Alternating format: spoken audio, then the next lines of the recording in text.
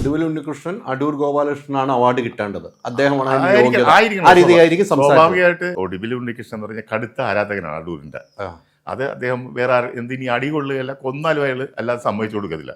ചിലപ്പോൾ നിങ്ങൾക്ക് അടിച്ചിടാൻ പറ്റും, അങ്ങനെ ചിലപ്പോൾ കൊന്നുകളയാൻ പറ്റും. പക്ഷെ അങ്ങനെ അത് ഇത് അഭിപ്രായത്തിൽ നിന്ന് മാറത്തില്ല. അത് അദ്ദേഹം പലപ്പോഴും പറയുന്നത് ഞാൻ കേട്ടിട്ടുണ്ട്. പക്ഷെ നിങ്ങൾക്ക് അടിച്ച് വീഴ്ത്താൻ പറ്റും, അങ്ങനെ അത് എളുപ്പമാണ്, വലിയ കഴിവല്ലല്ലോ. അത് കഴിഞ്ഞിട്ട് പിന്നീട് താങ്കൾ അവിടെ ഉണ്ടായിരുന്നു. അടി കൊടുക്കുമ്പോൾ താങ്കൾ എല്ലാവരും ഉണ്ടെന്ന്. ഞാൻ അടി കൊടുക്കുമ്പോൾ ആരൊക്കെ ഉണ്ട്? അടി കൊടുക്കുമ്പോൾ ഒരു കുറച്ച് 4-5 ഇതെല്ലാവരും അടിക്കുമെന്ന് പറഞ്ഞ് നിൽക്കുകയാണ്. അവരോട് ചർച്ച നടക്കുന്നു, വേറെ സ്ഥലത്ത് മാറി നിൽക്കുന്നു, പലരും പല സ്ഥലത്തായിട്ട് നിൽക്കുകയാണ്. അടി കഴിയുമ്പോഴെല്ലാം നോക്കുന്നു, അങ്ങോട്ടേക്ക് ശ്രദ്ധ വരുത്തുള്ളൂ. താഴത്ത് കിടക്കുന്നു, പിന്നെ പോയി പൊക്കിയെടുത്ത് പിന്നെ എന്താണ് സംഭവം, എന്താണെന്ന് ഇതൊന്നും ആർക്കും ആദ്യം എല്ലാവർക്കും ഒരു ഷോക്കല്ലേ ഉണ്ടാകുന്നത്. ആ ഷോക്കിന്റെ പിന്നെയല്ലേ വിവരങ്ങൾ അന്വേഷിക്കുന്നത്, കാര്യങ്ങൾ അന്വേഷിക്കുക, അപ്പോഴത്തേക്ക് എങ്ങനെയും തീർക്കുക എന്നുള്ളതാണ് മറ്റു ഗ്രൂപ്പിന്റെ ലക്ഷ്യങ്ങൾ. എല്ലാവർക്കും ആ പ്രൊഡ്യൂസർ സൈഡിലൊക്കെ പ്രശ്നങ്ങൾ തീർക്കുക, അത് എത്രയും പേർ. അപ്പൊ ഇങ്ങനെ തിരക്കിയപ്പോൾ ഇങ്ങനെ വലിയ രാഷ്ട്രീയക്കാരനാണെന്നും ഒരുപാട് പേരെ ഇങ്ങനെയൊക്കെ അടിക്കാറുണ്ടെന്നൊക്കെ ഞാൻ വേറെയും കേട്ടിട്ടുണ്ട്.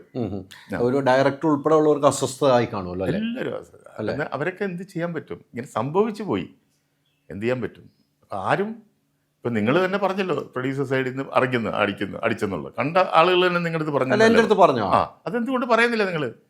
അല്ല, നമ്മളൊരു പേഴ്സണൽ ടോക്കിൽ പറയുന്നതാണല്ലോ ഇതൊക്കെ. അല്ലല്ല, സംഭവം നടന്നിട്ട് അതല്ല, നിങ്ങൾക്ക് ബോധ്യമുണ്ടല്ലോ അടിച്ചെന്നുള്ളത്. പക്ഷെ അവിടെ പ്രശ്നം രമ്യമായിട്ട് തീർത്തു എന്ന് പറയുന്നു. അത് തീർക്കണമല്ലോ, പ്രശ്നം തീർത്ത് അങ്ങേരുടെ പടത്തിൽ അഭിനയിച്ചിട്ടുണ്ട്, രണ്ടാമത്തെ പടത്തിലും കൊടുത്തില്ല, അത് വേറെ വിഷയം. പക്ഷെ അത് കഴിഞ്ഞ് തീർത്തു, അതെന്നാലും തീരുമല്ലോ. അതിനൊന്നും പ്രസക്തി ഇല്ല നമുക്ക്. ഇപ്പൊ തീരുകയോ തീരാതിരിക്കുകയോ അവർ തമ്മിൽ കെട്ടിപ്പിടിച്ചുറങ്ങുക, അതൊക്കെ വേറെ വിഷയം. പക്ഷെ ഇങ്ങനെ ചെയ്തു ഈ മനുഷ്യൻ, അതേ ഉള്ളൂ. അല്ല, അവിടെ ഒരു ചോദ്യം ആലപ്പി അഷ്റഫിന്റെ അടുത്തേക്ക് ഉയർന്നു വരുന്നുണ്ട്. എന്തുകൊണ്ട് ഇത്രയും നാളുകളായിട്ട് താങ്കൾ ഇത് പറഞ്ഞില്ല? താങ്കൾ ഒരു ചാനൽ തുടങ്ങാൻ വേണ്ടിയിരുന്നത് പറയാൻ. അതിനല്ലേ ആദ്യമേ മറുപടി പറഞ്ഞത്. എത്രയോ പേര് പറഞ്ഞു. പക്ഷെ താങ്കൾ പറയുമ്പോഴാണ് താങ്കൾ ആ സിനിമാ ലൊക്കേഷൻ ഉണ്ടായിരുന്ന ആളാ. ഇപ്പൊ ക്രൈം നന്ദകുമാർ സിനിമാ ലൊക്കേഷൻ ഉള്ള ആളല്ല, ആരോ പറഞ്ഞത് കേട്ടിട്ട് പറയുന്നു. താങ്കൾ ആ ലൊക്കേഷൻ ഉണ്ടായിരുന്ന ഒരാള്, താങ്കൾ നേരിട്ട് കണ്ട് ബോധ്യപ്പെട്ട ആള്, താങ്കൾ എന്തിനാന്നുള്ളത് പിന്നീട് ചർച്ച ചെയ്ത് എന്തിനു വേണ്ടിയാണ് തല്ലിയത് മനസ്സിലാക്കുന്ന ആള്, അന്നൊന്നും പറയാത്ത ആലപ്പി അഷ്റഫ് ഇത്രയും നാള് കാത്തുവെച്ച് മനസ്സിൽ സൂക്ഷിച്ച ഒരു സാധനം, താങ്കളുടെ പേരിൽ ഒരു യൂട്യൂബ് ചാനൽ തുടങ്ങിയിട്ട് ഈ സാധനം എടുത്ത് ബോംബ് പറയാം. അതിന് മറുപടി പറയാം. അതായത് ഈ സാധനം എപ്പോഴും ഞാൻ ഇയാളെപ്പറ്റി പറയുമ്പോൾ ഡിസ്കസ് ചെയ്യാറുള്ള ഒരു കാര്യമാണ്. അതിൻ്റെ നിർമ്മാതാക്കളുടെ ആയിട്ടും ഇതിൽ വർക്ക് ചെയ്തിട്ടുള്ളവരായിട്ടും ഈ രഞ്ജിത്തിൻ്റെ എന്ത് മാറ്റർ വന്നാലും ഞാൻ ആദ്യം ഉപയോഗിക്കുന്ന സംഭവമാണ് ഇത് അയാളെ എനിക്ക് ഒരിക്കലും അംഗീകരിക്കാൻ പറ്റാത്ത ഇതുകൊണ്ടാണെന്ന്. പിന്നെ ഞാൻ നേരത്തെ ആദ്യം സൂചിപ്പിച്ച പോലെ ഞാൻ എൻ്റെ ജീവചരിത്രം പറയുമ്പോൾ ഞാൻ എൻ്റെ 25ാമത്തെ വയസ്സിൽ നടന്ന കാര്യം ചിലപ്പോൾ ഞാൻ എഴുതും. അത് നിങ്ങൾ ഇപ്പോഴാണ് പറയുന്നത്, നിങ്ങൾ 25ാമത്തെ വയസ്സിൽ നിങ്ങളുടെ ജീവചരിത്രത്തിൽ പറയണ്ടല്ലേ എന്ന് ചോദിക്കുന്ന പോലെ ഉള്ളത്. ഞാൻ എൻ്റെ ജീവിത അനുഭവങ്ങൾ പറയാൻ തുടങ്ങിയിട്ടേ ഉള്ളൂ. അതിൽ നിങ്ങൾ എന്തുകൊണ്ട് അത് പറഞ്ഞില്ല? എല്ലായിടത്തും പറയുന്നുണ്ട്. യൂട്യൂബിൽ വന്ന് പറഞ്ഞില്ല, ഞാൻ ബുക്കിൽ എഴുതിയാലും നിങ്ങൾ പറയില്ലത്. നിങ്ങൾ എന്താണ് ഇപ്പോൾ 25 വയസ്സിൽ ഇങ്ങനെ സംഭവിച്ചു?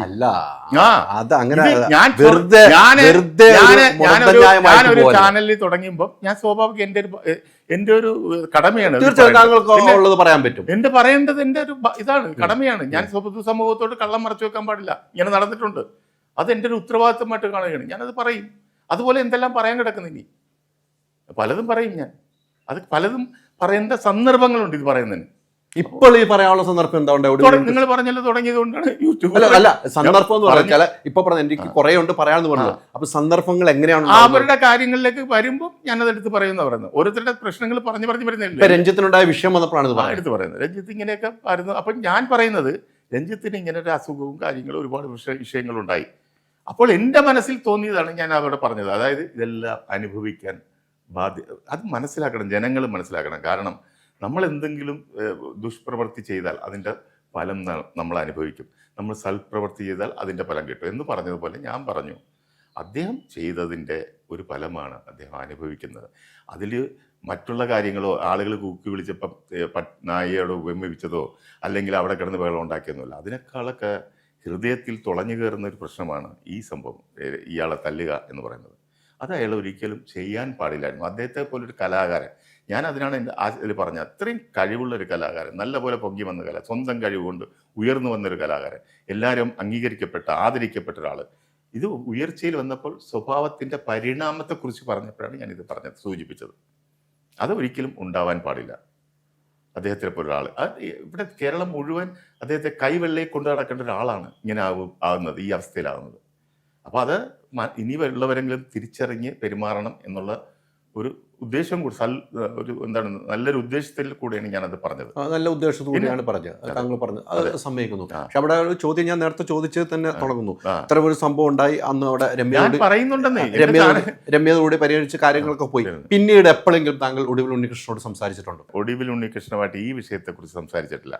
നമുക്കത് ചോദിക്കാൻ അത് പറഞ്ഞാൽ അദ്ദേഹത്തിനും അത് ഇഷ്ടമുണ്ടാവില്ല, സ്വാഭാവികമാണ്. അത് ആരും നിങ്ങളെ തല്ലിയല്ലോ എന്നൊക്കെ ചോദിക്കാൻ പറ്റുമോ, അതെന്ത് പറയുന്നു എന്നൊക്കെ ചോദിക്കുന്ന വേറെ കാര്യങ്ങൾ സംസാരിച്ചു പോകും. എവിടെയുണ്ട്, സുഖമാണ്, മറ്റേ കാര്യങ്ങൾ ചോദിക്കും.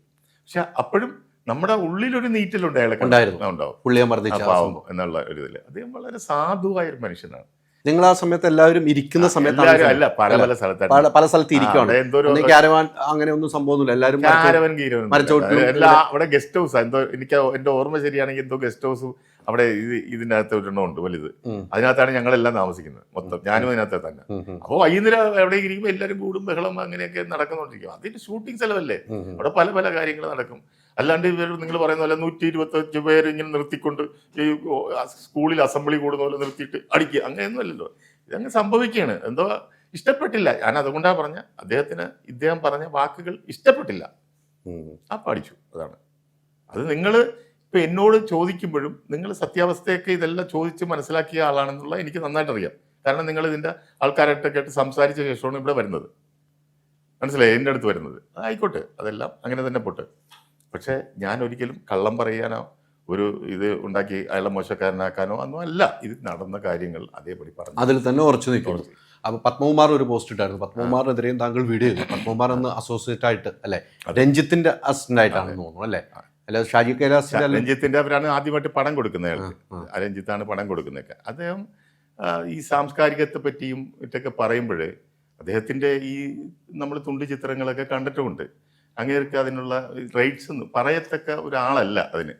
ഇപ്പോൾ വേറെ ആരെങ്കിലും പറഞ്ഞാൽ നമുക്ക് അംഗീകരിക്കാം. നമ്മൾ പൊതുസമൂഹം അംഗീകരിക്കുന്ന ഒരാൾ സാംസ്കാരിക കേരളത്തെ പറ്റിയും മറ്റു സംസ്കാരത്തെ പറ്റിയൊക്കെ പറയുന്ന ഒരാൾ, അയാൾ അങ്ങനത്തെ ഒരു അർഹതയുള്ള ഒരാളല്ല എന്നെനിക്കറിയാം. അതുമല്ല, ഇതിനെയൊക്കെ സപ്പോർട്ട് ചെയ്യുന്നത് രഞ്ജിത്തിനെ. ഞാൻ അതാണ് പറഞ്ഞത്, രഞ്ജിത്തിനെ സംബന്ധിച്ച് നമ്മൾ സ്ത്രീ പീഡനകൻ എന്നൊക്കെ കേട്ടിട്ടുണ്ട്. ഇത് ഡബിൾ വെർഷൻ പീഡകനാണ് പുള്ളി. അപ്പോൾ അത് ഞാനിത് പറയുന്നില്ല, കേസും കാര്യങ്ങളൊക്കെ ഉള്ളതുകൊണ്ട് പറയണം അതിനെപ്പറ്റി. അപ്പോൾ അങ്ങനെ ഒരാളുടെ പൃഷ്ഠം താങ്ങുന്ന ഒരാളെ പോലെ കണ്ടപ്പോൾ എനിക്കത് വലിയ ഇതായിട്ട് തോന്നിയുകൊണ്ടാണ് ഞാൻ മറുപടി പറഞ്ഞത്. അതൊരിക്കലും അങ്ങനെ പാടില്ല, അങ്ങനെ പോലുള്ള ആളുകൾ പറയാം. അവർക്ക് പറയാം, അല്ലെങ്കിൽ പരിഹരിച്ചു. അത് ഇപ്പോൾ പറയേണ്ട കാര്യം എന്നതൊക്കെ നിങ്ങൾ ചോദിച്ച പോലെ ചോദിക്കാം. അല്ലാണ്ട് ഞാൻ തറവേല കാണിച്ചു അതിന് വേണ്ടിയാണെന്ന് എന്നൊക്കെ പറയുമ്പോഴാണ് നമുക്ക് ഹർട്ടാവുന്നത്. ഞാൻ പറഞ്ഞല്ലോ, ഇനിയും പറയും പല കാര്യം. അത് തറവേല, ഇനിയും ഒത്തിരി ബോംബുകളുണ്ട്, ധാരാളമുണ്ട്. മുഴുവൻ ചർച്ചയാവുന്ന കഥകൾ ഒരുപാട്, സിനിമയിലെ വമ്പന്മാരുടെ കഥകൾ ഒരുപാടുണ്ട്. ഞാൻ പതുക്കെ അതെല്ലാം പലി കൊണ്ടുവന്നിരിക്കും. ഞാൻ ഈ ഭൂമിയിൽ നിന്ന് പോകുന്നതിന് മുമ്പ് ഇതെല്ലാം പൊതുസമൂഹം അറിഞ്ഞിരിക്കും എന്നുള്ളത് സത്യമാണ്. അൾട്രാ മോഡേൺ കിച്ചൺ ഡിവൈസസ്, ഒരു കിച്ചണിൽ വേണ്ട എല്ലാ ലേറ്റസ്റ്റ് ബ്രാൻഡുകളും ഇവിടെയുണ്ട്. ലോകോത്തര ബ്രാൻഡുകൾ, original products, wide range. MyG future.